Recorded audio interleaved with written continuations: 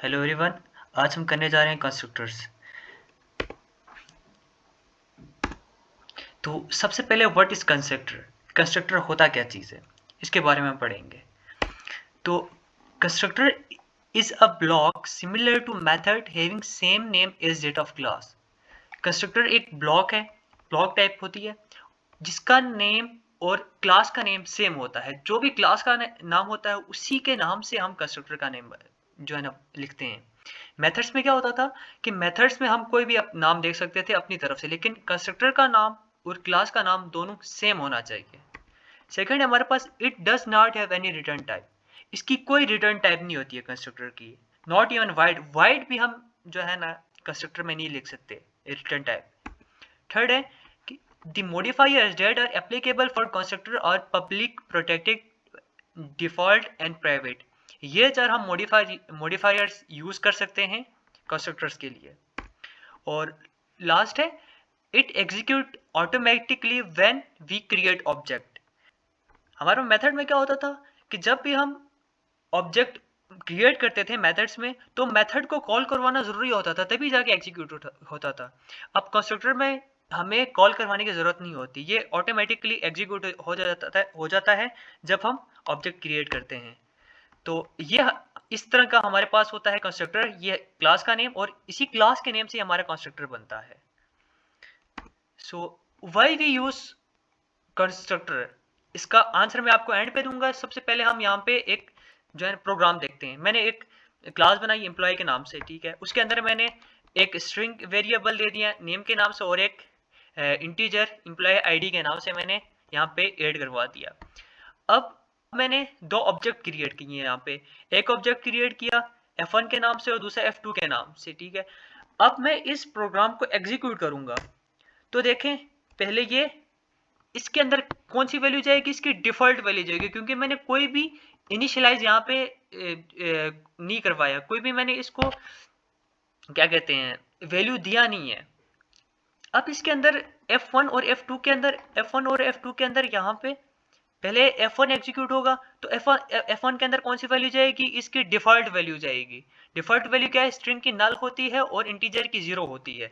तो इसके अंदर क्या जाएगी, F1 के अंदर स्ट्रिंग नल और इंटीजर जीरो, ये वैल्यूज इसके अंदर जाएगी।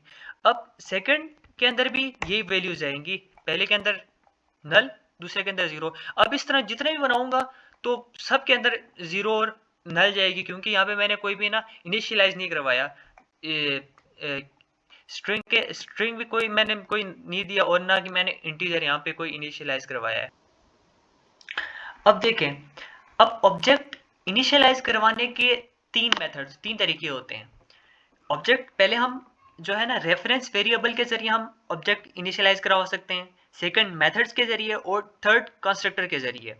अब पहले देखते हैं हम ऑब्जेक्ट अगर रेफरेंस वेरिएबल के जरिए हम यहाँ पे करवाएं, ठीक है। मैंने यहाँ पे रेफरेंस वेरिएबल के जरिए नाम की जगह मैंने कोई भी नाम लिख दिया, ठीक है, जीशान लिख दिया। एम्प्लॉय आईडी के नाम की जगह मैंने कोई एम्प्लॉय आईडी दे दी।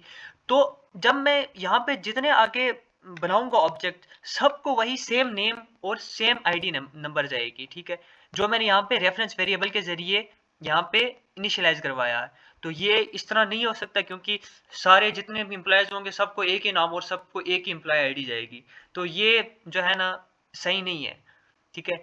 अब नेक्स्ट हमारे पास क्या है, हम बाई ऑब्जेक्ट नेक्स्ट हमारे पास क्या है, मेथड के जरिए हम किस तरह करवा सकते हैं। अब मेथड के जरिए हमारे पास F1 है, ठीक है। हम F1 dot name equal to Zeeshan और इसके बाद F1 dot employee ID equal to जो है ना एम्प्लॉय आईडी 1 2 3 4, ये इस तरह हम कर सकते हैं, ठीक है। इस तरह फिर हमारे पास जितने भी एम्प्लॉय होंगे सबके साथ हमें यही लिखनी पड़ेगी, जो है ना। अब F1 के साथ F1 dot name equal to this, F1 dot जो है employee ID equal to this, उसके बाद F2 dot name equal to this. तो ये हमारे पास बहुत ही जो है ना लंबा प्रोसेस हो जाता है, ठीक है। तो इस वजह से ये भी हम यूज नहीं कर सकते, मतलब कि हमारे पास बहुत लेंथी हो जाता है हम मेथड को यूज करते हैं, इसीलिए हमारे पास कंस्ट्रक्टर बनाया है, ठीक है। तो कंस्ट्रक्टर के जरिए हम क्यों कर बहुत इजी वे से हम कंस्ट्रक्टर के जरिए जो है ना करवा सकते हैं। ये देखें, ये प्रोग्राम है, ठीक है। पहले हमने ये दो जो है ना वेरिएबल्स दे दिया, अब ये हमारे पास कंस्ट्रक्टर है। कंस्ट्रक्टर के अंदर मैंने स्ट्रिंग और एम्प्लॉय जो आईडी उनके दो मैंने वेरिएबल्स यहाँ पे इनिशियलाइज करवा दिए, ठीक है। उसके बाद ये नेम इक्वल टू S1 और employee ID equal to ID। उसके बाद ये हमारे पास मेन मेथड है। उसके बाद यहाँ पे देखें सिंपल, आप यहाँ पे जो है ना employee ID F1 equal to new employee ID. उसके बाद यहाँ पे मैंने ये जो है ना पैरामीटर्स, ये दो पैरामीटर्स मैंने यहाँ पे लिख दिए थे, और इसी पैरामीटर को यूज करते हुए मैंने यहाँ पे पहले स्ट्रिंग की जगह स्ट्रिंग मैंने दे दिया। उसके बाद इंटीजर की जगह मैंने यहाँ पे इंटीजर वैल्यूज को दे दी।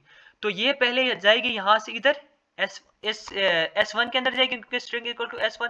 तो ये हमारे पास पहले इसके अंदर जाएगी, फिर ये जो है ना S1, यहाँ पे S1 को मैंने नेम के इक्वल दे दिया हुआ, तो ये नेम में जाएगी और नेम से ऊपर हमारे पास यहाँ पे ये स्ट्रिंग वेरिएबल में चली जाएगी, ठीक है। और यहाँ पे हमें कॉल भी करवाने की जरूरत नहीं है, क्योंकि जो कंस्ट्रक्टर है वो सिंपली क्या हो जाएगा, जब हम कंस्ट्रक्टर का ऑब्जेक्ट बना लेंगे नीचे तो खुद ब खुद कॉल हो जाएगी, तो खुद ब खुद एग्जीक्यूट हो जाएगी। हमें ये प्रोग्राम सिंपली हमारा एग्जीक्यूट हो जाएगा, हमें इसके आगे कुछ और करवाने की जरूरत नहीं है।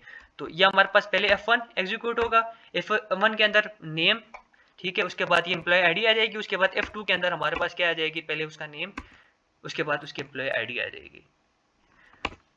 तो जो हमने पहले क्वेश्चन किया था कि हम क्यों यूज करते हैं कंस्ट्रक्टर, तो सिंपली हम इसका ये आंसर है कि to initialize an object, object को इनिशियलाइज करवाने के लिए हम कंस्ट्रक्टर यूज करते हैं।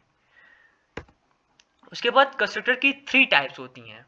फर्स्ट है डिफॉल्ट कंस्ट्रक्टर, सेकंड है no argument constructor, third parameterize constructor. ये 3 कंस्ट्रक्टर के टाइप्स हैं। फर्स्ट है डिफॉल्ट कंस्ट्रक्टर। डिफॉल्ट कंस्ट्रक्टर कौन से कंस्ट्रक्टर होते हैं कि it is no argument constructor.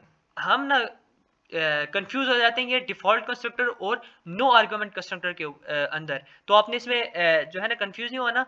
Default constructor वो कंस्ट्रक्टर होते हैं जिसमें आपका जो है ना कंपाइलर क्रिएट करता है कंस्ट्रक्टर, और नो आर्गुमेंट कंस्ट्रक्टर में आपका यूजर या प्रोग्रामर जो है ना आपका कंस्ट्रक्टर क्रिएट करता है, लेकिन उसके अंदर कोई आर्गुमेंट कोई पैरामीटर नहीं होते, ठीक है। तो ये हमारे पास डिफॉल्ट कंस्ट्रक्टर है। डिफॉल्ट कंस्ट्रक्टर के अंदर सिंपल ऊपर एक क्लास बनाई और नीचे एक आपने ऑब्जेक्ट क्रिएट कर दिया, ठीक है। लेकिन आपने अंदर यहाँ पे कोई कंस्ट्रक्टर क्रिएट नहीं किया, तो जो है ना आपका कंपाइलर खुद अपने से एक यहाँ पे क्या क्रिएट कर देगा, एक कंस्ट्रक्टर अपने से क्रिएट कर देगा, ठीक है, कंपाइलर आपका। तो ये डिफॉल्ट कंस्ट्रक्टर होता है। उसके बाद no argument constructor. No argument constructor कौन सा, it is created by user, ठीक है, यूजर प्रोग्रामर, या ये आपका जो है ना ये कंस्ट्रक्टर जो है ना क्रिएट करता है। ये सिंपल सा, ये खुद हमें खुद क्रिएट करना होता है। जो कंस्ट्रक्टर यूजर खुद क्रिएट करता है वो कौन से होते हैं, वो नो आर्गुमेंट कंस्ट्रक्टर होते हैं, जिसके अंदर यहाँ पे कोई पैरामीटर नहीं है, ठीक है। तो लास्ट हमारे पास होता है पैरामीटराइज कंस्ट्रक्टर। पैरामीटराइज कंस्ट्रक्टर वो होते हैं जिनके अंदर पैरामीटर्स होते हैं। ये देखें, ये मैंने कंस्ट्रक्टर बनाया, इसके अंदर ये पैरामीटर दिए हैं स्ट्रिंग S1 और ये जो है ना इंटीजर वैल्यू दी हुई है, ठीक है, इंटीजर। तो ये हमने इसके अंदर क्या पैरामीटर्स लिखे हुए हैं। तो ये कौन से कंस्ट्रक्टर होते हैं, ये पैरामीटराइज कंस्ट्रक्टर होते हैं जिनके अंदर पैरामीटर हमने दिए होते हैं। Thank you everyone.